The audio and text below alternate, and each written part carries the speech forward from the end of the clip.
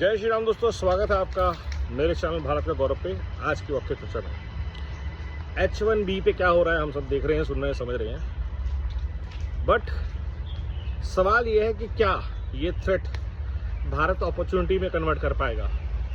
क्या हम हर साल H1B पे जाने वाले लोगों को भारत में कुछ ऐसा निर्माण करने की अपॉर्चुनिटी दे सकते हैं?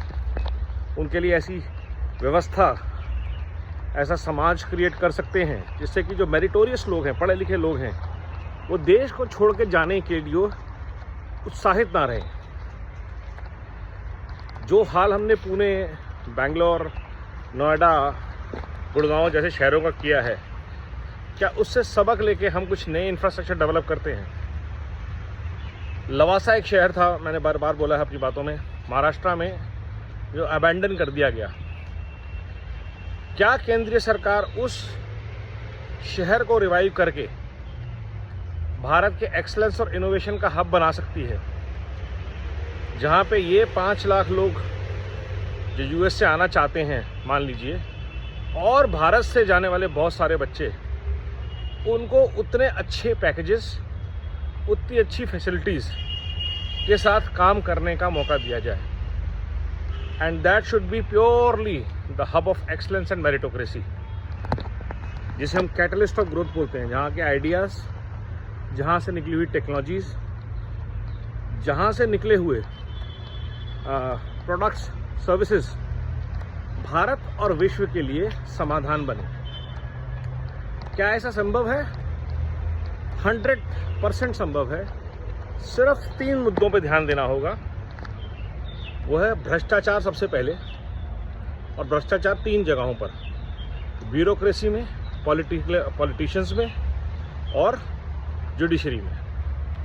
अगर ये 3 लेवल पे भ्रष्टाचार को सरकार ट्रैक करती है तो ना सिर्फ ये जो हम छोटे छोटे इकोसिस्टम बनाएंगे, नोएडा में अभी एक और न्यू नोएडा का अनाउंसमेंट हुआ है, जो शायद 10,000 एकड़ या 15,000 एकड़ की बहुत बड़ी टाउनशिप है, और बहुत सारे अबैंडन्ड प्रोजेक्ट्स, बड़े बड़ी टाउनशिप्स पड़ी हुई हैं।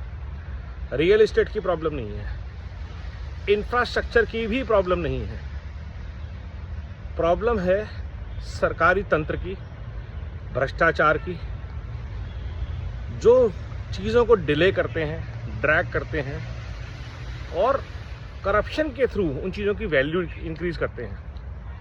जो चीज़ 4,000 की होती है वो 10,000 की हो जाती है, क्योंकि सबको अपना अपना हिस्सा चाहिए। And everything has a cost. So if a real estate company goes bankrupt and hires the best lawyers to help them reclaim 10,000 crore of black money, the cost is borne by the customer. तो वो जो चीज़ है, भ्रष्टाचार पे लगाम लगाइए आप, और ऐसे एरियाज़ को रन करने के लिए प्राइवेट एंटिटीज़ को दीजिए।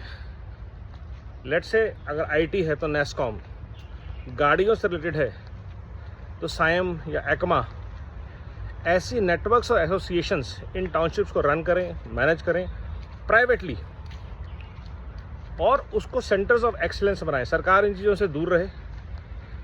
आईआईटी, आईआईएम्स के रिसोर्सेज जो हैं, जो बेस्ट ब्रेन्स हैं इंडिया की, वो यहाँ पे आएँ, लगे, और उनको पैसा देने में शायद किसी कंपनी को गुरेज होगा। आज इंडियन कंपनीज इंडिया के हिसाब से बहुत अच्छा पैसा दे रही हैं, और ये सबको ही पता है कि यूएस में cost of living is very very high.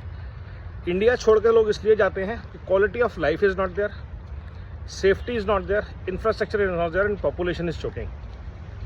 तो अगर आप ऐसे हब्स क्रिएट करते हैं जहाँ 5 से 10 किलोमीटर के अंदर सारी फैसिलिटीज़ हैं, और आप कहीं भी रहें इंडिया में, आपके पेरेंट्स, आपकी फैमिलीज कहीं भी रहें, इन हब्स ऑफ एक्सेलेंस से आप 2 घंटे की दूरी पे हैं अपने परिवार से। जैसा कि नोएडा एयरपोर्ट के आसपास जो एरिया बनेगा, उससे ऐसा होने वाला है। तो योगी जी के लिए बहुत बड़ी अपॉर्चुनिटी, महाराष्ट्र सरकार के लिए लवासा बहुत बड़ी अपॉर्चुनिटी,